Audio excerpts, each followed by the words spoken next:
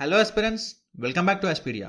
మీరు ఈ వీడియో చూస్తున్నారంటే మీరు ఐదర్ క్యాట్ ఆర్ ఏదైనా ఎంబీఏ ఎంట్రన్స్ ఎగ్జామ్కి ప్రిపేర్ అవ్వాలని ఆర్ ఏదైనా కాంపిటేటివ్ ఎగ్జామ్కి ప్రిపేర్ అవ్వాలని ప్లాన్ చేస్తున్నారు. ఈ వీడియో డెఫినెట్గా మీకు హెల్ప్ అవుతుంది. బికాస్ ఏ కాంపిటేటివ్ ఎగ్జామ్ అయినా ఆర్ ఎల్స్ ఏ ఎంట్రన్స్ ఎగ్జామ్కి అయినా కూడా వర్బల్ సెక్షన్ అనేది కామన్గా ఉంటుంది. వీఆర్సీ ప్రిపరేషన్ స్టార్ట్ చేసే ముందు నేను చెప్పే ఈ 8 పాయింట్స్ని పక్కా గుర్తుపెట్టుకోండి. నేను క్యాట్ పాయింట్ ఆఫ్ వ్యూలో చెప్తాను, బట్ ఇది ఆల్మోస్ట్ అన్ని ఎగ్జామ్స్కి యూజ్ అవుతుంది. Let start with VRC preparation strategy. VRC సెక్షన్కి వస్తే ఈ సెక్షన్ సాల్వ్ చేయడానికి మనకు కావాల్సిన కోర్ స్కిల్ రీడింగ్. మనం ప్రిపరేషన్ స్టార్ట్ చేసి 2 to 3 months ఆర్టికల్స్, ఎడిటోరియల్స్ చదివి వొకాబులరీ నేర్చుకొని ప్యాసేజ్ సాల్వ్ చేయడానికి ట్రై చేస్తున్నప్పుడు మనం ఎక్కువ క్వశ్చన్స్ కరెక్ట్గా సాల్వ్ చేయలేకపోతాం. అండ్ ఎవ్రీ ఇయర్ చాలామంది ఆస్పిరెంట్స్ ఇదే ప్రాబ్లం ఫేస్ చేస్తున్నారు. ఇన్ఫ్యాక్ట్ నేను వీఆర్సీకి ఫస్ట్ ప్రిపేర్ అయినప్పుడు ఇనిషియల్గా నాకు ఎవ్రీథింగ్ పర్ఫెక్ట్గానే అనిపించింది. తర్వాత వన్స్ ప్యాసేజ్ సాల్వ్ చేసినప్పుడు నాకు అప్పుడు అర్థమైంది ఎగ్జాక్ట్గా నేను ఏమేం పాయింట్స్ మీద ఫోకస్ చేయాలని. మన అల్టిమేట్ గోల్ ఈ రీడింగ్ స్కిల్స్ యూస్ చేసి వీఆర్సీలో ఎక్కువ క్వశ్చన్స్ అటెంప్ట్ చేసి మంచి పర్సంటేజ్ తెచ్చుకోవడం. అది మనం డే 1 నుంచే గుర్తుపెట్టుకోవాలి. కమింగ్ టు ద టాపిక్, క్యాట్లో టోటల్ 66 to 68 క్వశ్చన్స్ ఇస్తాడు. అందులో మనకి వీఆర్సీలో 24 క్వశ్చన్స్ ఉంటాయి. దీంట్లో ఆర్సీలో 16 క్వశ్చన్స్ ఉంటాయి. 4 ప్యాసేజెస్ ఆఫ్ 4 క్వశ్చన్స్ ఈచ్ ఇస్తాడు. విఏలో మనకి 8 క్వశ్చన్స్ ఉంటాయి. ఇవి mix of para jumbles, para summary, odd men out, fill in the blanks. మనకి ఈ సెక్షన్ సాల్వ్ చేయడానికి అరౌండ్ 40 minutes టైం లిమిట్ ఉంటుంది. సో ఈ 40 minutesని మ్యాక్సిమం యూటిలైజ్ చేసి ఎక్కువ క్వశ్చన్స్ కరెక్ట్ అయ్యేలాగా మనం మన స్ట్రాటజీని ప్రిపేర్ చేసుకోవాలి. మనం passages or articles just for the sake of reading అని చదివితే డెఫినెట్గా అది మన ప్రిపరేషన్కి హెల్ప్ అవ్వదు. సో మనం ప్యాసేజ్ సాల్వ్ చేసేటప్పుడు ఈ 3 థింగ్స్ని పక్కా ఫోకస్ చేయాలి. ఫస్ట్ది, మనం ప్యాసేజ్ చదివేటప్పుడు ఫస్ట్ అబ్జర్వ్ చేయాల్సింది ప్యాసేజ్ లేఅవుట్. ఎవ్రీ ప్యాసేజ్లో intro, then series of sequences, మధ్యలో ప్యాసేజ్ కోర్ పర్పస్ ఎక్స్ప్లెయిన్ చేస్తారు, అండ్ దెన్ కంక్లూజన్ ఇస్తారు. ఏ ప్యాసేజ్లో అయినా ఈ ప్యాటర్న్ అబ్జర్వ్ చేయాలి, అప్పుడే మనకు ఒక కంప్లీట్ ఐడియా వస్తుంది. సెకండ్ది, author's tone. This is very important. ఒక ప్యాసేజ్ పాజిటివ్ వేలో ఉందా, ఆర్ క్రిటిసిజంతో ఉందా, ఆర్ మేబీ ఆథర్ సర్కజంతో ఇన్ఫర్మేషన్ కన్వే చేస్తున్నాడా, or maybe curiosity, comic way, ఇలా డిఫరెంట్ టోన్స్తో ఆథర్స్ ప్యాసేజ్ రాస్తూ ఉంటారు. అది మనం ఐడెంటిఫై చేయగలిగితే మనకి ప్యాసేజ్లో ఆథర్ ఏం కన్వే చేస్తున్నారో తెలుస్తుంది. అండ్ కొన్నిసార్లు మనకి క్వశ్చన్ డైరెక్ట్గా అడగొచ్చు, like what is the tone of the author, what he or she is going to convey in the passage అని. థర్డ్ పాయింట్కి వస్తే ప్యాసేజ్ ఓవరాల్ కంక్లూజన్. ఒక ప్యాసేజ్ ఆర్ ఆర్టికల్ చదివాక మీకు ఏం అర్థమైందో మీ ఓన్ అనాలిసిస్ నోట్ డౌన్ చేసుకోండి. ఇలా చేయడం వల్ల మీరు మీ రీడింగ్ స్కిల్స్ని చెక్ చేసుకోవచ్చు. లైక్ ఆథర్ కన్వే చేయాలనుకున్నది మీరు అనాలిసిస్ చేసింది సేమ్ పేస్లో ఉంటే మీకు ప్యాసేజ్ రీడింగ్ మీద గ్రిప్ పెరుగుతుంది. And this is very very important for solving RCs. And next, వొకాబులరీకి వస్తే వొకాబులరీని ప్రిపేర్ అయ్యేప్పుడు మీరు అన్ని వర్డ్స్కి మీనింగ్స్ బైహార్ట్ చేయకండి. అలా చేస్తే మీకు డెఫినెట్గా మర్చిపోతారు. మీరు ఏం చేయాలంటే ఒక వర్డ్ది మీనింగ్ తెలుసుకున్నప్పుడు దానికి రిలేటెడ్గా 2 to 3 ఇన్స్టెన్స్ ఉండే లైన్స్ చదవండి. అండ్ ఆల్సో ఆ వర్డ్కి ఆపోజిట్ కూడా తెలుసుకోండి. సో దట్ మీకు ఆ టైంలో 2 words నేర్చుకున్నట్టు ఉంటుంది. అండ్ వొకాబులరీని నేను ఎందుకంత స్ట్రెస్ చేస్తానంటే, ఫర్ ఎగ్జాంపుల్ ఒక సెంటెన్స్ ఇచ్చాడు, ఆ సెంటెన్స్లో 2 difficult words ఉన్నాయి. మీకు ఆ సెంటెన్స్లో ఏం కన్వే అవుతుంది, లైక్ పాజిటివ్ వేనా నెగిటివ్ వేనా, మీరు కంక్లూషన్కి రావాలంటే డెఫినెట్గా మీకు ఆ వర్డ్స్కి మీనింగ్ తెలిసి ఉండాలి. ఇప్పుడు నేను పైన చెప్పిన పాయింట్స్ అన్ని మీకు క్లియర్గా అర్థం కావడానికి ఒక శాంపుల్ ప్యాసేజ్ ఇక్కడ ఇస్తున్నాను. ఈ ప్యాసేజ్లో ఉన్న పారాగ్రాఫ్ చదివి దాంట్లో ఉన్న మీనింగ్స్ తెలిస్తే ఈ ప్యాసేజ్ ఎంత ఈజీగా అర్థమవుతుందో మీకు తెలుస్తుంది. సో ప్యాసేజ్లోకి వస్తే ఇది ఒక ఏఐ రిలేటెడ్ ప్యాసేజ్. దీంట్లో ఫస్ట్ పారాగ్రాఫ్ నేను చదివి మీకు ఎక్స్ప్లెయిన్ చేస్తాను.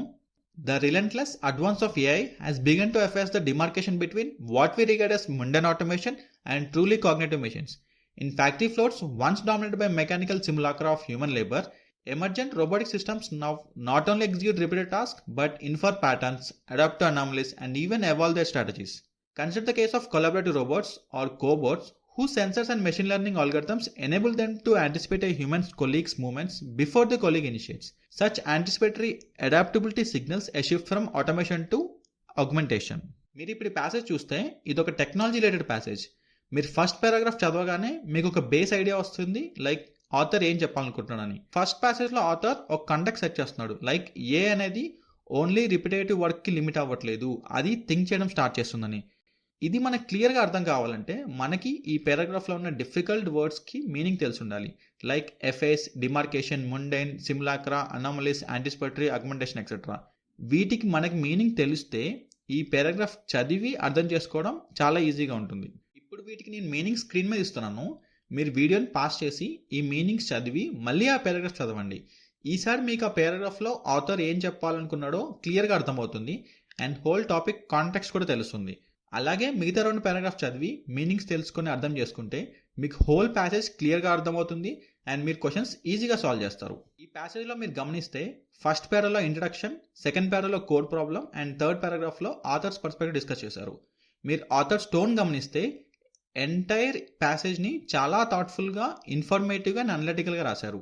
మనకి ఇవన్నీ ఫస్ట్ డేని తెలిసిపోవు, తెలుసుకోవడానికి కొంచెం టైం పడుతుంది అండ్ ఈవెన్చువల్లీ విత్ ప్రాక్టీస్ ఇవన్నీ మీరు నేర్చుకుంటారు. సిస్టమేటిక్గా ఎవ్రీడే 30 minutes ప్యాసేజ్ రీడింగ్కి టైం అలాట్ చేసి ఈ పాయింట్స్ని గుర్తుపెట్టుకుంటే డెఫినెట్గా ప్యాసేజ్ రీడింగ్ స్కిల్ ఇంప్రూవ్ అవుతుంది. అండ్ వొకాబులరీలో మీరు ఒకటి బాగా గుర్తుపెట్టుకోవాలి, వొకాబులరీ రీడింగ్ ఎక్సర్సైజ్ ఒక హోల్ పాయింట్ మీరు ప్యాసేజ్ చదివి అర్థం చేసుకోవడానికి మాత్రమే. ఆ పర్పస్ సర్వ్ అయితే సరిపోతుంది. మనం ప్రతి ఒక్క వర్డ్కి మీనింగ్ తెలుసుకోవాలని ట్రై చేస్తూ అన్ని వర్డ్స్ నేర్చుకోవాలంటే మన ప్రిపరేషన్ టైం చాలా వేస్ట్ అయిపోతుంది. అండ్ ఈ సెక్షన్లో మనకి ఈ వర్డ్స్కి మీనింగ్ ఏంటి అని ఏ క్వశ్చన్ అడగరు.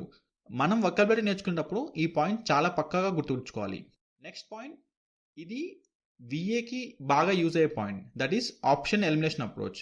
వర్బల్ ఎబిలిటీకి వస్తే దీంట్లో మనకి టోటల్ 8 క్వశ్చన్స్ ఇస్తాడు, like around para jumbles, para summary, odd man out, sentence corrections, fill in the blanks.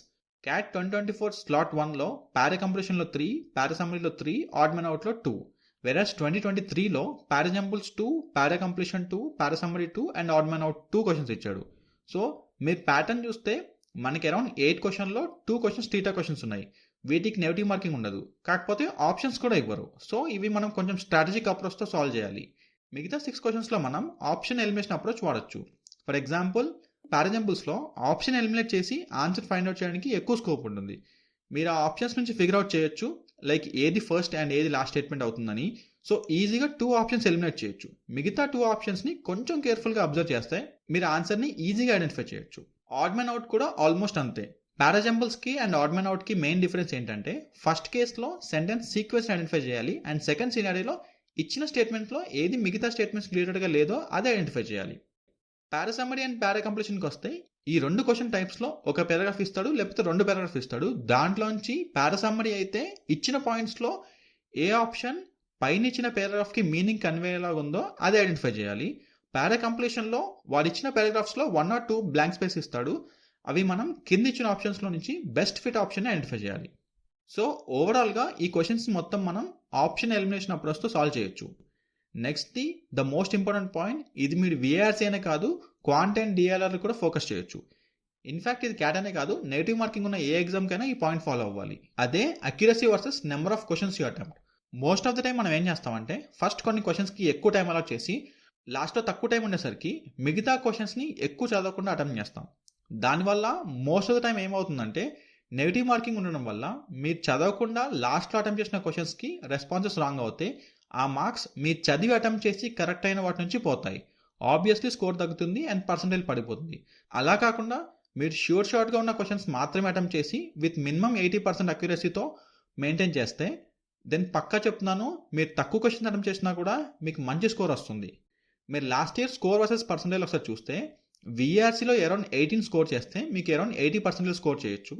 20 చేస్తే 85%, 25కి 90%, 30కి 95 అండ్ 36 మార్క్స్కి 98% వచ్చింది. ఇది లాస్ట్ ఇయర్ క్యాట్ రాసిన ఆస్పిరెంట్స్ డేటా నుంచి కలెక్ట్ చేసిన ఇన్ఫర్మేషన్. ఈ కంప్లీట్ టేబుల్ ఒకసారి ఇస్తున్నాను, రిఫర్ చేయండి. ఈ డేటా ఈ ఇయర్తో వేరీ అవ్వచ్చు, బట్ రఫ్గా చూస్తే మనకి 18 మార్క్స్ అంటే 6 క్వశ్చన్స్ కరెక్ట్ అవుతే చాలు.